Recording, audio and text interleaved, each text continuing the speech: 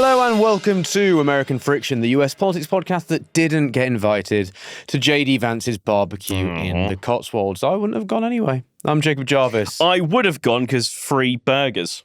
I'm Chris Jones.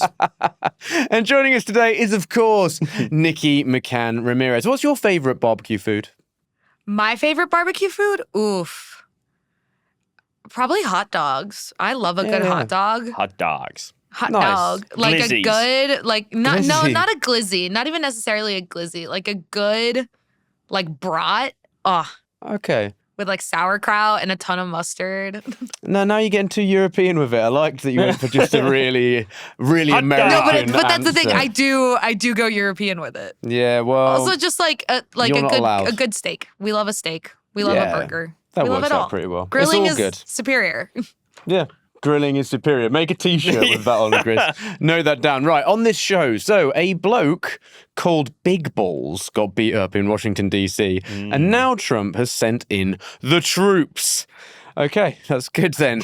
As well as discussing that, we're going to wrap up other stories you might have missed, answer listener questions, and do a silly question from our resident silly man, Chris. That's right. I still hate the way you described the silly question. But What? anyway, let's get on with it. Welcome back. It's American Friction. Before we get into it, an appeal. We do need your support to keep the podcast going. We really do. And all of you who do support us already, you're in our hearts. The rest of you, let's see. Anyway, we love making the show. We really do. But it costs money. That's rubbish. Loads of shit costs money. It sucks. We're sorry about that. But it does. But we need you to make this thing cost money for you by backing us on Patreon. From £3 a month, you'll get the show ad-free What if and you other made tiers. this free experience more expensive? Yeah, exactly, man. So you enjoy it for free, but now make it not free. So yeah, £3 a month, you get the show ad-free. Other tiers will get you bonus content and access to merchandise as well. And from £5 a month and above, we have a Patreon chat community where you can ask us questions. We'll talk to each other. It's really nice. Ask us anything. And as we've mentioned before, me and Nikki will act like mommy and daddy for a lot of money. Anyway, so what are you waiting need to for? pay me so much money to get me to baby you people. So much, but you could pay so much on patreon.com/American Friction. There's a link in the show notes as well. That's patreon.com/American Friction. Bosh. First, this Washington D.C. situation, Nikki. What's the state of play at the moment? Oh my gosh. All right. Let's get into it. So Please. There's several things going on here. The headline is obviously that Trump has federalized or taken over local D.C. law enforcement via the federal government. He's deployed about 800 members of the National Guard to Washington, D.C., and, you know, a bunch of federal agencies, including like the FBI, ATF, Park Police, any sort of federally controlled law enforcement agency is being sent to the city in some capacity, in various quantities, to crack down on a supposed rampant crime wave that has overtaken the city of D.C. And we're going to get into Big Balls and how this all came to be. Yeah, please. But I think the first thing that I should make sure listeners, my beautiful, beautiful listeners, understand is a little bit about the way D.C. is governed. My credentials are that I lived in D.C. for 10 years and I know a little bit about the city. Chris, you lived there as well. I did, but not for 10 years. Yeah, no, fair enough anyway. So D.C. is a federal district. It's not a state. It's not really like, it is a city, but it's not governed the way any sort of other city, state, like geographic entity is in this country. No representation in Congress. We don't have senators. We don't have representatives in the House. We have a non-voting delegate who just kind of gets to show up and be like, DC thinks this. And everyone's like, cool, bye. It is governed by a mayor and a 13-person city council. Residents of DC, which it should be noted is a very democratic city, one of the most democratic cities in the country. We do get to elect our city council members. It's a pretty big deal in DC. If you're ever around for a city council election, it gets really intense. We get to elect our mayor. But to add to all this, any legislation passed by the city council and the mayor, including the city budget, law enforcement priorities, local ordinances, all those kinds of things, are subject to edits and approval from Congress. Basically, Congress can override anything that DC passes or the voters of DC decide they want to see happen in their city, even though the residents of DC do not actually have an elected representative in Congress who can advocate for them. It's a really fucked up system. There's a lot of really good arguments for DC statehood and why the people in DC, the population of which is larger than several states in the country, do deserve to have elected representatives in Congress. But some examples are that in 2023, Congress overturned a massive criminal justice reform package that had been years in the making, would have sort of revamped DC's criminal code. It was based off years of research on crime in the city and what reforms needed to take place in order to lower crime rates, lower recidivism, improve the justice system in the city. Congress overturned that. In the last 6 months, the Trump administration has created a $1 billion hole in DC's budget, as well as introduced no less than a dozen pieces of legislation aimed at either messing with or overturning local laws, ordinances, regulations that they don't like about the city. So Republicans have for a really long time held DC as this sort of entity that they can kind of abuse a little because they have the power to. And the people in the city, the local government, can't really fight back because it's constitutionally mandated. You have this sandbox where representatives in Congress can just fuck around with the city and the local government doesn't really have that much recourse to fight back. So that was kind of the state of play going into the incidents that took place in the last week. Okay. And then the timeline seems to be that, this guy called Big Balls got beat up. And then everyone started to suggest, well, by everyone, I mean Trump and right-wing weirdos started to suggest that Washington is some sort of lawless hellhole. So am I right in pinning it to the spark being that a dude called Big Balls getting beat up is the initiator? I mean, kind of. It's kind of the stupidest Reichstag fire you've ever seen. But no, so yes and no. Trump has been contemplating intervening in the local governance of DC by using the federal government for months, if not years. Rolling Stone has reported out that after the 2020 George Floyd protests in DC, Trump kind of regretted not cracking down harder. And to be clear, the law enforcement crackdown on the George Floyd protests in D.C. was incredibly intense. It was really violent. The National Guard was deployed. I was there. I lived it. It was really intense. There was no soft on crime handling of the 2020 protests in Washington, D.C. So Trump, over the last couple months, has revived this narrative that he's been using in several other cities, including places like LA, Chicago, New York, DC, where he and other Republicans will describe majority Democratic cities run by Democrats, as sort of these lawless hellscapes that are completely out of control, where the federal government has to intervene, where he and Republicans have to override the desires and wills of voters and local governments and directly interject their own politics and enforcement. And again, I lived in DC for a decade. It's a beautiful city. Like every urban sprawl, urban center, it has its problems. DC has historically had a crime problem. And we'll talk a little bit about how, according to the Justice Department, violent crime in DC is at a 30-year low. It had a spike during the pandemic where it was very notable that, things in the city were a little chaotic. It's gotten significantly better. Part of the reason DC does have this crime problem is because of the home rule situation, is because so much of DC's local politics become nationalized because you do have a system where Congress can just interject itself and, make a crime reform bill about how DC is trying to inject woke politics into the justice system, when no, it was a multi-year project aimed at tailoring criminal justice solutions to the city, and Congress overruled it. You have a very unique situation in DC where it's the center of a lot of movement. People come and go so much. It's a very cosmopolitan city. And you have a lot of diversity. It is one of the cities with the largest Black populations in the country. And you have national political figures treating it as sort of this like ant farm where they can poke and prod and change things without really having any regard for the consequences it'll have for the people who actually live there. So last week, a 19-year-old former Doge staffer named Edward Korestein, who became infamous on social media because he was operating under the pseudonym Big Balls. He was of that cohort of sort of like young techie people who Elon Musk tapped to fuck with the federal government. He got carjacked. He got beat up allegedly by like a group of teenagers who wanted to steal his car. The incident went really viral, and Trump kind of leapt on that as the entry point to be like, crime in DC is absolutely out of control. We have to send in the troops. And again,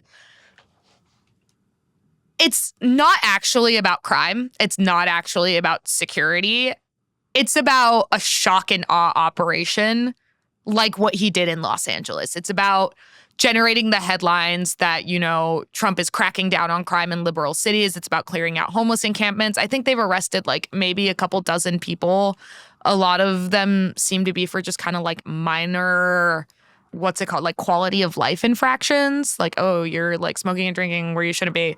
But it's not actually about crime and safety in the city, because if you were interested in stopping crime in the city, you would actually listen to what DC's local official city council members have been trying to say about criminal justice reform. You wouldn't have created a $1 billion hole in DC's budget that is affecting their ability to fund things like security programs, like police forces, like after-school programs for kids, if you're so concerned about like kids being unsupervised in the street at night. So he's doing this because he wants the visual for his base of, you know, federal stormtroopers marching down the city, arresting Black people, because a lot of the arrests and actions we've seen throughout the city of DC over the past couple days have targeted majority Black neighborhoods in the city. And it's incredibly obvious what they're doing here. They've also targeted a lot of homeless people. That's the image that Trump is trying to project to his base of a liberal crackdown against the things that Republicans dislike. And I think you have to approach the situation from that angle. Of course, it is fascistic, it's authoritarian, but at the end of the day, it is a made-for-TV moment by an administration that is wholly concerned with what public image they're putting out to their base. Chris, I don't want to minimize what happened to Big Balls. It's obviously bad. Anyone to be targeted by crime is bad, particularly anyone with an alliterative name like mine. So Big Balls, I do feel sorry for him. But it's not indicative of there being some mad crime wave in Washington, is it? So, like, can you fact check a bit of what Trump is banging on about for here? Sure. And as Nikki mentioned earlier, historically, there has been a bit of a crime issue in DC. But only in the last 2 years, really, things seem to have gotten a lot better, especially if you look at the stats. But recently, Trump was quoted saying that Washington, DC is worse than some of the worst places on Earth. Okay. Which really isn't true. Quantify worse on Earth. Well, what does he mean? Hell. Yeah, hell. Is that on Earth? There's Hell's Gate in Okay. Kazakhstan, Turkmenistan, one of the two. Oof. It's not really. It's Sorry to our listeners in Kazakhstan and Turkmenistan. It's just a crater, I Yeah. think. There's some good documentaries about it if you're Okay. interested in having a look at that. Back to the actual podcast, Yeah, though. please. That quote from Trump saying that it's worse than some of the worst places on Earth isn't even true when really DC was at its worst in terms of crime. But some statistics really to show how things are getting better in DC and how Trump is completely off the ball with this. The stats show that there was a drop in the murder rate from around 39 per 100,000 in 2023 to 27.3 per 100,000 people in 2024. And then if you look at the city's Metropolitan Police statistics, which they've published some recently for this year, it shows that if you compare it to 2024, that there's been a further 12% drop in the murder rate in 2025. Obviously, we're not at the end of the year yet, but still, that's another drop. And all round, violent crime has dropped by 26% from 2024 to 2025 so far. And then if you look at the Centre for Public Safety Initiatives, I wanted to look at a bit of a comparison with the rest of the country. There were last year 3 other cities across 3 states in the US that had higher murder rates. They're St. Louis, New Orleans, and Detroit. Can you guess from the state which party they voted for? Republican. Yes, they voted Republican. DC, of course, very heavily Democratic. So I think there is very much some kind of, there's a massive politicization behind this, basically. Yeah, they just love to have a go at sort of cities they see as liberal, don't they? That's why they hate London as well. Pretty much, it's photo op. Yeah. I mean, he's had to go to Sadiq Khan as well, didn't he? Yeah, exactly. They love to do this sort of thing. Nikki, this weird press conference then, how odd was it, his ranting and raving? I mean, again, it's this made-for-television administration. It's about projecting this image of strong men standing in front of a podium telling you how they're going to eliminate crime. You're not going to eliminate crime. It's sort of par and parcel for the human existence. We don't have to get into philosophy, but you can deploy all the stormtroopers you want to Washington, D.C. You will not eliminate crime wholly. It's not the kind of thing where you can just arrest people en masse a la El Salvador and think you're going to solve the systemic problems that actually cause crime. And so this press conference, you have fucking former Fox News host Jeanine Pirro yelling about how she wants to put more kids into prison. Pam Bondi, who doesn't even run, she runs the Justice Department on paper. She's not effectively, in practice, even the head of the Justice Department. There's so much reporting that it's actually Stephen Miller who's running things over there. And, President Dementia just ranting and raving about criminality and this idea that DC is a hellish wasteland where you can't go outside at night because you might get murdered. It's absolutely not true. And it just feels like living in a little soapbox theater where the constant projections of this administration, no matter how much they contradict actual reality, the actual experience on the ground, you're just swimming through this tide of molasses that you can't get out of. And it's everything from Republicans insisting that they're protecting Medicaid and that the cuts they're making aren't going to kick, millions of people who absolutely deserve to have insurance off of their insurance. It's the administration insisting that, we're living in this moment of insane prosperity when it's clear that Trump's tariff regime and everything else he's doing with the economy is regressing some of the progress we made in the post-pandemic recovery. And now it's this idea that you can just send the military into cities whose mayors you don't like and call that a restoration of law and order. That's not law and order. That's authoritarianism. And I watch these press conferences and I feel like I'm living in an episode of the fucking Truman Show. I don't know. It's fine. that was the most it's not fine. It's fine I've heard for a little while. I mean, on the it's not fine vibes of it, I'm assuming you've still got friends in Washington DC. I have many friends in Washington DC. Yes, they're lovely people. What's the idea of the feeling on the ground at the moment? I mean, the thing is, it's a bit of a mixed bag. It does feel like the administration is targeting majority-minority neighborhoods. There were reports that there were, operations and checkpoints in Southeast DC. There was some around Howard University, which is one of the most prominent historically Black universities in the country. I think it's been fairly concentrated around the mall. I haven't been back to DC since this happened, but I have heard some people who I know describe it to me as sort of the post-January 6th kind of style of lockdown where there was a really heavy presence around the mall and that's kind of filtered into other neighborhoods in the city. There have been some videos on social media that people have taken of National Guard members or other law enforcement agents walking around being like, oh, you know, well, you can't be smoking weed in public anymore because Trump isn't having it. And it's like, what the fuck do you mean Trump isn't having it? Like, DC decriminalized marijuana years ago. It's that kind of thing where it's very clear that this isn't really an attempt at law and order. It just kind of feels like a bid by the administration to gin up publicity and, you know, juice up their own public image by harassing Democrats in a Democratic city and telling local officials like, hey, fuck you, we do what we want. And what we want is take over your city. And I feel like it's going to play out similarly to the way it played out in Los Angeles, where, you know, it was really intense. But at the end of the day, you did have enough pressure from local officials that you could kind of constrain what these federal agents were able to do. And I'm kind of hoping but not confident that like Mayor Bowser will step up a bit and try and reassert DC's independence over this. We'll see.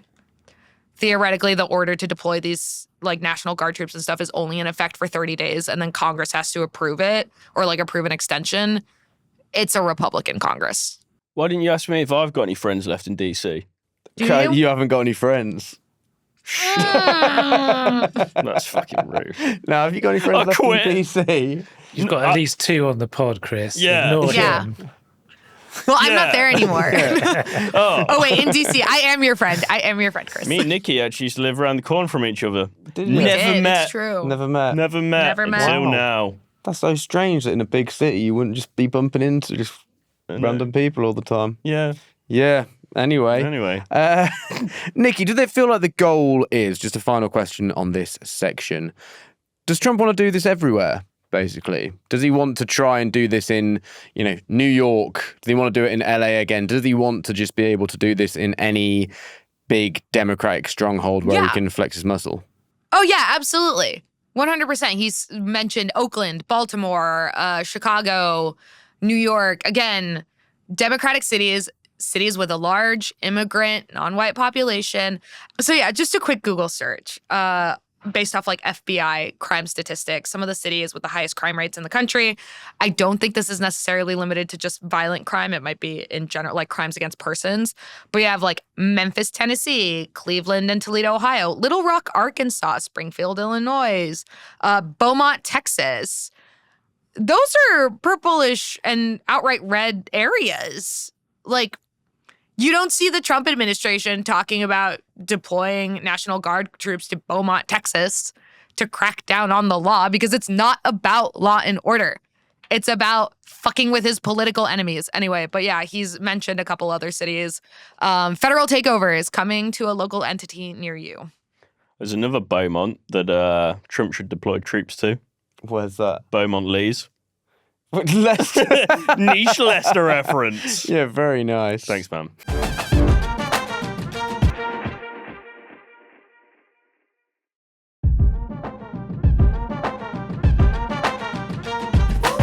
Now, to round up some other stories that you might have missed, Nikki, Trump he's made a lot of cash over his presidency so far, hasn't he? But more details have emerged on this, which give more specifics, which you wrote about for Rolling Stone.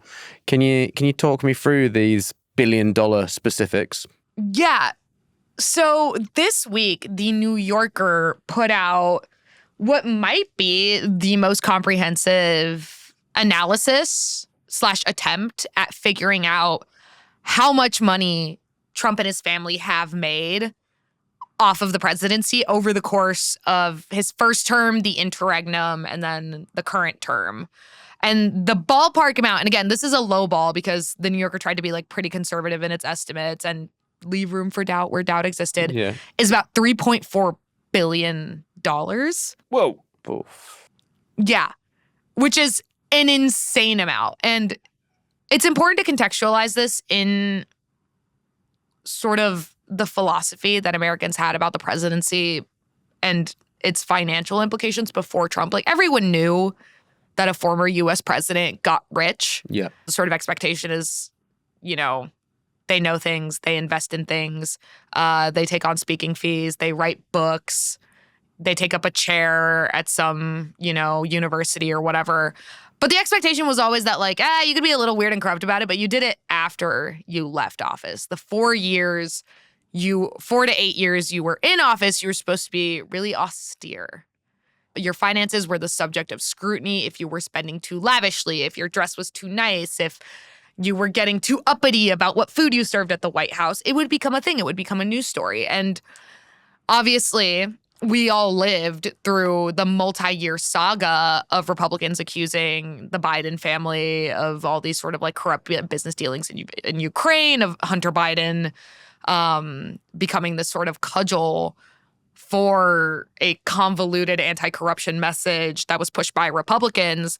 And at the same time, even in the first term, you had Trump funneling millions and millions of dollars into his company's private coffers through his golf clubs, through sort of deals that his sons made. Because when a president comes into office, when any public official kind of comes into office, they're supposed to take their financial assets, their investments, and put them in like a blind trust. They're supposed to put them in a separate business entity that they do not have control of, that is under custodianship of someone else, because it represents a conflict of interest. If, you have this giant stock portfolio, you get classified briefings, and you're just investing based off what you know, very insider trading. But Trump basically got away in the first term with just saying, I'm transferring control of the Trump organization and all my companies to my children, as if his children aren't read in on absolutely everything he does. And Rolling Stone reported out a couple weeks ago that Trump did actually feel that he left money on the table during the first term, that he could have made more money just because he figured out that he could get away with it. He figured out that he could charge hundreds of thousands of dollars to the Secret Service when he hosted an event at the Trump Hotel, and no one was going to do anything about it. And this time around, it's so much more blatant. It's not just, I'm hosting Keir Starmer at my golf club in Scotland. It's, I'm using taxpayer dollars to fly to Scotland and open up a new golf club. I'm making deals with, the Emirates to build a new resort. I am inking out a $2 billion transaction deal for my family's crypto firm. And to see the number, to see actually how much this president has made off of the back of taxpayers by exploiting the position that he was put into as an elected official. Again, he's Teflon Don, nothing sticks, but it is sort of a massive blinking indicator of the slippage, the sort of fecklessness of anti-corruption legislation, the inability we have as a nation, either because, people simply don't care anymore because our norms have backslid so much that the enforcement mechanisms simply do not exist, that you have this man just milking the presidency for everything it's got, and he's just getting away with it and establishing himself as potentially a multi-generational political dynasty that's just going to keep doing this. Nikki, with this as well then, is it just Trump who's doing this, or is it a broader thing that basically it's been his behavior has made Republicans just think, fuck it, it's open season to all try and grift as hard as they can? 100%. And this is not to say that this is a problem that's limited to just the presidency. Elected officials abusing their positions to make money has been a problem for decades. I mean, you just look at Congress, look at people like Marjorie Taylor Greene, who's had a massive jump, double-digit $1 million jump in her net worth since she became a member of Congress. The Nancy Pelosi stock trading stuff, where it's kind of abundantly clear that Nancy Pelosi and other members of Congress, like Kelly Loeffler, a Republican from Georgia, that kind of thing, use the knowledge they get through their positions as elected officials to juice their investments.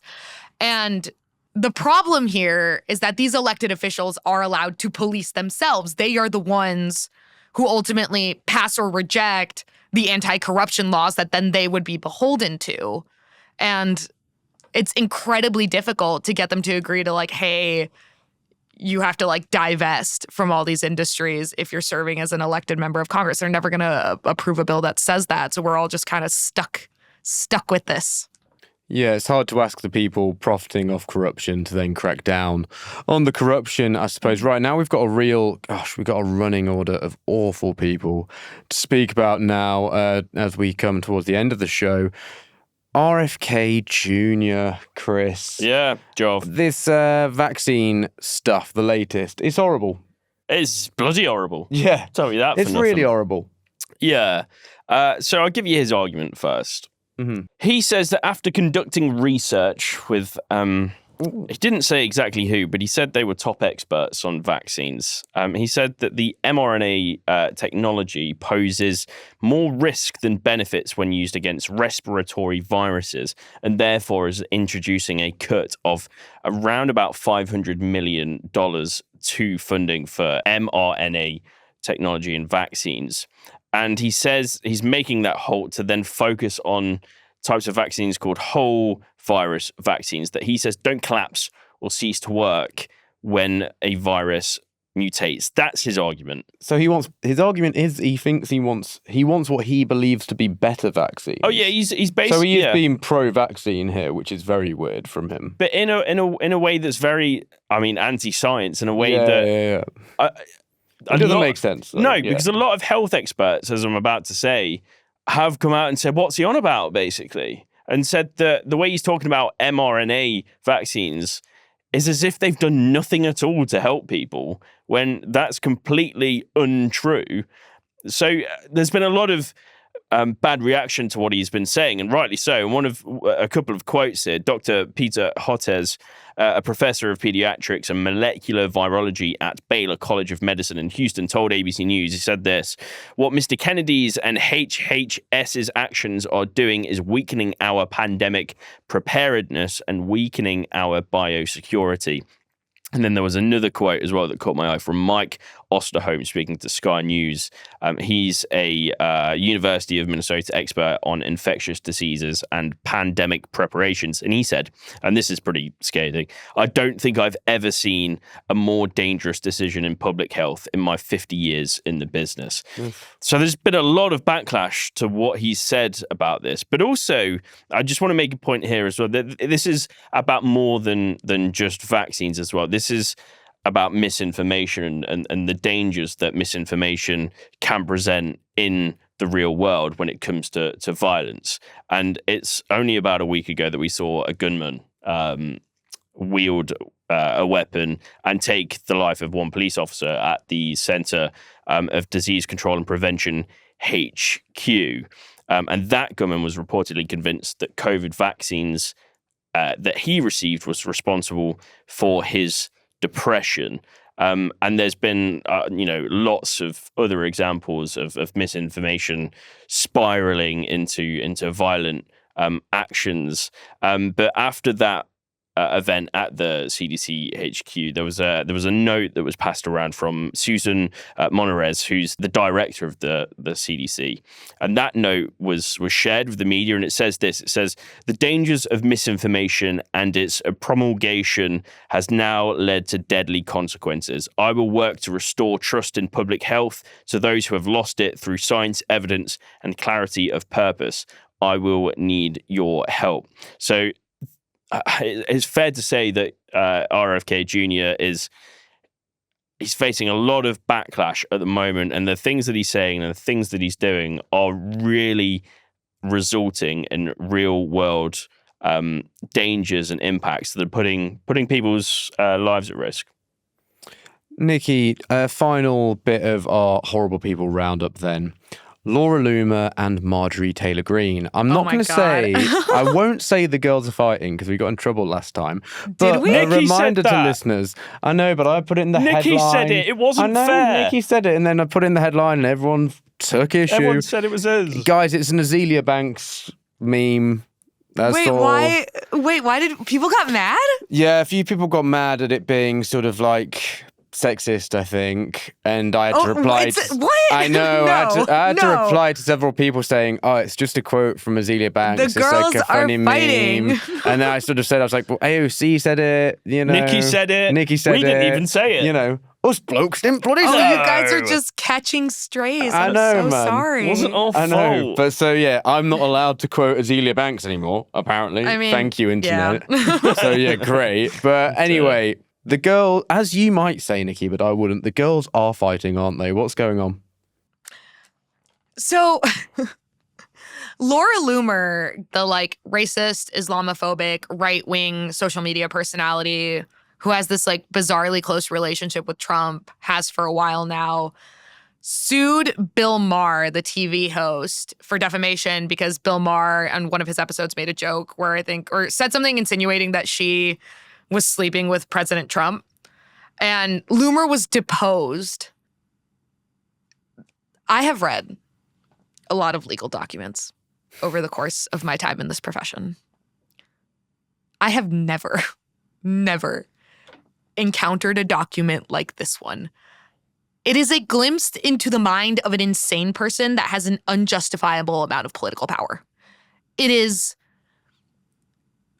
Loomer was like trying to make like a really crass dig at Marjorie Taylor Greene's vagina and like the shape of it. Oh. I know. I'm sorry.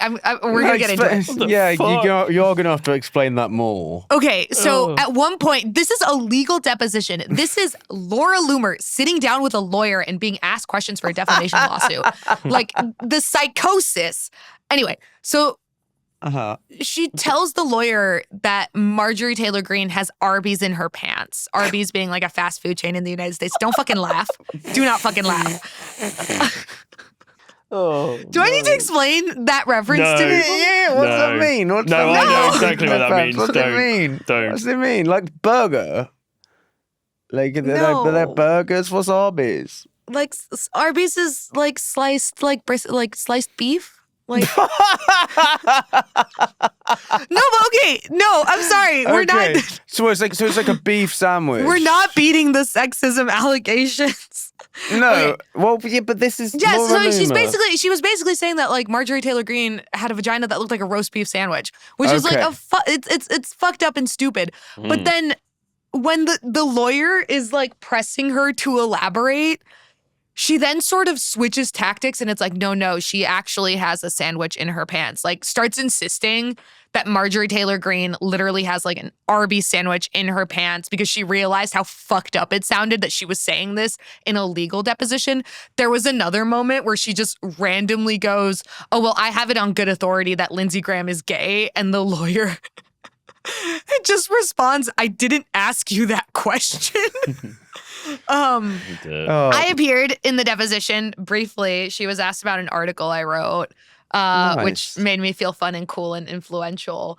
But it's worth just skimming through it. The amount of times she insists that she did not have sex with the president, it's extremely Bill Clinton. It's like, I did not have sexual relations with that woman, but reverse it and make it weirder. I don't know. Yeah. I don't wish her well. So how's Marjorie Taylor Greene taken this? I don't think I'd take it well. Oh, so from what I understand, this issue with the deposition then spilled over into a very public Twitter argument in which Loomer called Marjorie Taylor Greene the dumbest bitch in Congress. Oof. Yeah, basically, like Marjorie Taylor Greene called her a liar who's just willing to like tear apart the Republican Party for her own gain. It's the stupidest beef you could have asked for. Oh. Again, I did that on purpose. Nice.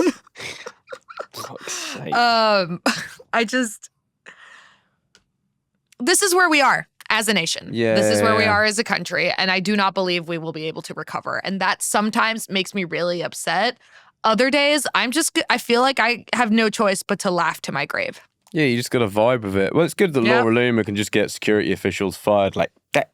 I said this the other day. It's hard to tell, actually. Like, if you wrote down all of this as like a synopsis next to the synopsis of South Park, it would really be hard to tell the difference between what's reality and what's South Park. Yeah, the burger thing, it really does sound quite... The sandwich thing, should I say, sounds quite South Parky. I don't know. Is a burger a sandwich? Or is a Jaffa Cake a biscuit? Oh, well, that depends on legal definitions, all into doesn't all it? sorts of things here anyway. All I know is I'm hungry. Hell.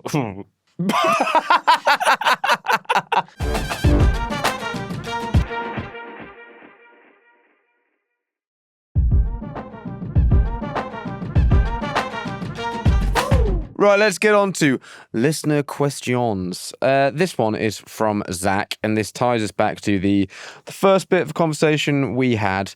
Trump is looking to gaslight actual DC this time, easy when a state has no senators, huh? And deployed personnel and resources that aren't his to deploy and claimed federal powers that he doesn't have, attempting another end run around states' rights. In my little online world, this has been debunked a lot faster than LA was. But is it working outside of my left-wing economic establishment bubble? So, Nikki, I guess is this all getting cut through in the right-wing world? Are people believing what Trump is saying? No, I don't think so. I think on the right, Republicans and public officials take their marching orders from Trump. We've had just a series of Republican influencers, lawmakers just come out and say really stupid things about Washington, D.C. One Twitter lawyer, Will Chamberlain, claimed that he went to the D.C. Cherry Blossom Festival and felt like incredibly unsafe because he saw teenagers riding around on ATVs and one of them did a wheelie. No. The horror. Sick. What the No, hell? straight up. And then you had Senator Markwayne Mullin from Oklahoma, one of the biggest idiots in the Capitol, talk about how he doesn't wear a seatbelt when he drives around in D.C. because he's afraid of getting carjacked. Like, dude, just lock your car door? That guy's an idiot. He literally... No, he's an idiot. He goes on TV and just says whatever he's been told to say and then makes it worse. Really? He's a fucking idiot. Sorry, rant over. And especially coming from senators who in this country tend to have like really fancy houses or in and around DC.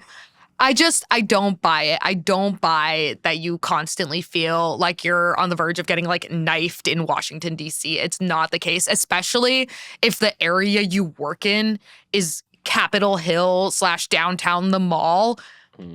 Yeah, I don't think it's cracking through on the right. I think a lot of conservatives are incredibly like primed and thirsty for narratives about how liberal cities are hellholes that need to be put under the thumb of people like themselves in order to make them better.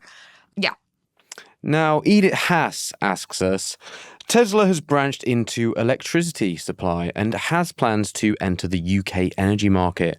Is this at least partly an attempt by Musk to have more to do with the UK and thereby a route to interfere in politics here, either by funding the likes of Farage, Robinson, etc., or more generally? Or am I just seeing conspiracies? Nikki, are there any whispers of Musk kind of... He's done with American politics a little bit and wants to try and fiddle elsewhere? Do you think that would make sense? Or do you think he's pretty locked in on wanting to still have his American influence as much as he can? I think he's going to try and have both. I don't think he runs multinational companies. Even just Tesla is so dependent on Chinese markets, European markets, that kind of thing. I don't think there's a scenario where in this globally connected, synergized world that we have, that Elon is just going to focus his attention on sort of one country, one political party. I don't think he's done messing around with stuff in the United States. But we saw it, the way he was like publicly weighing in and interfering in German elections earlier or like last year, his criticism of the EU. He is in a position where he can put his thumb on the scale in a lot of places around the globe. And I don't think that's something he's ever going to give up. Right now, it seems like his America Party bullshit has died down a little bit. But as we get closer to the 2026 midterms, I expect it to be revived. And there will be elections in other nations in the interim. And Elon Musk, as we know, is incapable of keeping his mouth shut. So expect more commentary. Wasn't it recently that JD Vance was mentioning Elon Musk as well and saying that, basically saying he hoped that Musk would see the light and come back before the midterms. So they're still talking about him. Do you think there's going to be fiddling in the UK Chris. Fiddling in the Fiddling UK. in the UK. Fiddling? Gonna save that for a Fiddling? headline. Yeah. I don't know. I can't see why not. Yeah. I mean, he's already got very involved in UK issues. Southport, for example. Yeah. When all of that happened, he waded in on Twitter. There's the reform stuff with Nigel Farage and the reported funding that reform may receive from Musk. I can't see why not. He obviously wants to be world famous, world renowned, and wants to see his name up in lights in more than just the US. Yeah. I can't see why not. My only thought about it, but then I don't know if Elon Musk is capable of learning lessons, but would be whether at the moment the natural fit would feel like reform, and there's already too much ego to go around in reform. And Musk had the problems he's had with trying to take over a party when it's got so much ego there. I don't know. Maybe the Conservatives makes more sense for him. I'm not sure. They are desperate to be mad, and they need a boost. Slip in there. I'm not sure. That's yeah, just a bit of thought from me. Bit of thought from you my there. thought of the day. Anyway, Nice. right. Now we can get on to silly questions. And just because I want to ask Nikki about, to know if she knows who Tom Skinner is, I've just got one first. Tom Skinner went on a barbecue with JD Vance. That's where you got the intro from, wasn't Yeah, it? exactly. Yeah, good job. Tom Skinner, the Bosch guy, one of the Bosch guys. One of the- not the the main lesser- Bosch guy. The lesser, let's say. Who'd be your dream barbecue guest? Me. This is the question to you two that I've got. Oh, easy. Anthony Bourdain. Anthony Bourdain. Yeah. Any food thing, if you tell me, like, what is your dream person to eat whatever with, it's Anthony Bourdain. Okay. Yeah. Nice. Hands down. Yeah. I miss him deeply. Chris, who would yours be? As in, just like, do they have to be food related? No, People. they can be just anyone. I think it's there's different components you need for a barbecue, don't you? Like you need someone who could like God, tell me the you components for solidly a trust. barbecue. Well, you want someone like you can solidly Someone trust you to can get it going. trust. You do need someone you can trust to like stand by it, maintain it, Oh, the keep cook. it going there. Of course. No. They can be different things. So when I'm barbecuing, I barbecued at the weekend with a friend. He was manning the grill, but I was doing the meat. I was sorting the stuff out to go on the grill. Right. I did like the salads and stuff. So you but were he was doing the grill. I would say we had equal measure in what was going on. Yeah, I'm sure all sous chefs say that. It felt like, but yeah, there was exactly. But then you've just got you need someone with vibes. You need someone to sort the music out Yeah. and stuff like that. There's all different types of people you would like to be at a barbecue. I'd just say my mates. Just your pals. Yeah. We had a barbecue not long ago. It was good vibes, good food. Yeah. I don't want famous people there. I just want my Okay. mates. I'd like Nicolas Cage at my Fuck's barbecue. sake. That'd be great. As one of his characters or just Nicolas Cage? Yeah, Ghost maybe. Rider, you wouldn't have to light the fire much. Maybe as a character, that would be good. But I just think flames. Nicolas Cage would turn up with like loads of good stuff, and he'd be good entertainment. It'd be good value. Do you reckon? Yeah, he's always good fun. But now, Nikki, Do you reckon? do you know who Tom Skinner is then, Nikki? No, I have no idea.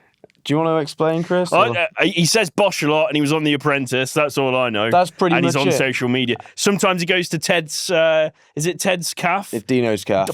Is it Dino's Cafe? Yeah, he goes to Dino's Cafe in East London, yeah. And he has big breakfasts He has there. big old breakfast, yeah, yeah. and they get put on TikTok. He does. But there's argument, Nikki, over whether he is the guy who invented Bosch, because then there's also Big John, who Okay, also says Bosch. what is Bosch? So the Bosch is you just say Bosch. Bosch at the end of stuff as like a sort of like kind of like nice emphasis to it. So Yeah. we'd be like doing a podcast, Bosch, Bosch. if we were posting about it on I hate social that. media. I And actually so hate that. so he'll just write a thing being like, yeah, guys, have a good week. Got up early today. Yeah, everyone go out and smash it. Bosch. And he does that. But then Big John just does Bosch. He does- Big Chinese yeah, he takeaways. orders these gigantic Chinese takeaways, and then he'll do foreign Bosches too. Like he does like Il Bosch. El Bosch, El yeah. Bosch, La La Bosch. Bosch, yeah. Yeah, he's great. I like him the most. He's coming to LA, so you could try and see That's him somehow. crazy, isn't it? Yeah. In but LA, anyway. I'm not going to go to LA to see this man. And Vegas as well. 5 nights in Vegas. I don't know what he does other than say Bosch. It's But club anyway. nights, isn't it? It's like club appearances. Bosch. Club appearance. but- Now you can do your silly question, Bosch. shall we do this? Yeah, of course. Okay. Chris is doing a silly question. Da da da da da da. We've got time. This is a whole new podcast now. Yeah. Shrek 5 has been delayed again. Oh, Oh, no. I know. I haven't seen Shrek 4 You didn't even or know. 3. Yeah. I've seen up to Shrek 3. Yeah. I think beyond I that's think silly. I have seen Shrek 4, but I can't remember it. Anyway, it's been delayed again, December 2026 apparently, which is a long time away. Oh shit! Long time away. It's one of the most like cozy, comfy films ever, isn't it? For animated films, anyway. Yeah. Like, lots of people like to stick a blankie on, bit of fire, cup of tea, bosh. Bosh, yeah. But my question is, what's the one old school animated film that gets you all comfy and cozy? Jov. I don't have one, but I've got an alternative Yeah, for go on you. So it's like my sort of animated film. If you say adjacent Nicolas thing. Cage. No. Oh, is there any Nicolas Cage ones? No. Ghost Rider. Labyrinth Animation. would be like my equivalent. that's a great one. Cozy That's film. not cozy. It's so cozy. Yeah, if you're high. I mean, it's obviously David Bowie's questionable and it's not that cozy, but it's cozy. I still find it cozy. With Hoggle? Didn't All like that. Come inside, have a cup of tea. No, that's tiny. No, that's the little worm who just come inside, have a cup of tea. I'm not sure about that from you. If she'd gone that way, she'd gone right to that castle. Okay. Yeah. Nikki, what about you? My comfort animated film, I do watch Shrek a lot. Yeah. Yeah. I love The Last Unicorn. I've never seen that. I don't think It's never heard of kind of it. fucked up and depressing, but it's a great film. And the soundtrack is by the band America, which is great. I hell yeah. also, the like really childhood one for me is The Wind in the Willows. I love The Wind in the Willows. Nice, that's a cool film. Mhm. That is a cool Yeah. film. It's a cool film. Chris. Jov. Well, mine would, Shrek again. Come on now. Everyone's favorite cozy film. But I would go, I have not seen this for a while, but whenever I do, I'm cozy. It's Hercules, but also Oh, Hercules is al- great. also Mulan Mulan. or How to Train Your Dragon. Also Okay. phenomenal. Yeah. Simon / Voice of God. Yes. What's your animated cozy comfy film? I think I'm probably going to go for the original Toy Story. That is Yeah. just a truly great movie. And it's got that real tearjerker song at the end. So many great characters. So many. Love a bit of Toy Story. That's good. And it's not a film, but a series. For me, it's kind of a weird cozy thing, but I just love Archer. And so that's something that I'll just Lana! happily, Lana! I'll just happily rewatch that. So not really a kids thing, but definitely takes me to that cozy place. Incredible shout. Anyway, that brings us to the end of the podcast. Remember, if you want to ask us more silly questions, you can on Patreon, patreon.com/American Friction to sign up. The end of American Friction then. Nikki, thanking you very muchly. Thanking you very mostly, Jarv, and thanking you also, Chris, and especially you, Simon, and mostly you, listener, who puts up with us. Chris, thanking you similarly muchly. Thanks, Bosh. Thanks, Bosh. And Simon, Bosh, thank you. Oh, Simon's muted. We've got Simon, no you're Simon. muted. Oh, You're going to have to no. unmute yourself. Thank you. Very good.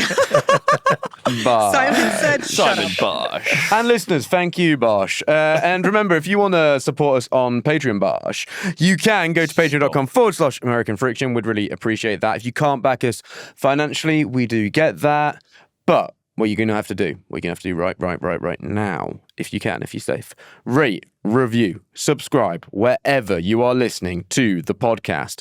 Say good stuff about us at every single opportunity ever. Someone mentions a podcast to you, I listen to a podcast called American Friction. Someone says, I'm a little bit bored. Go listen to this podcast called American Friction. I'm on a train. I'm on a plane. I'm on any sort of automobile. Don't watch train, planes, and automobiles. Listen to American Friction. Yep. American Friction. Tell everyone, brainwash people. Thank you very much. Bye. See ya. Peace out. Bosh. What cracked? Oh, my elbow. Elbow Bosh. Yeah.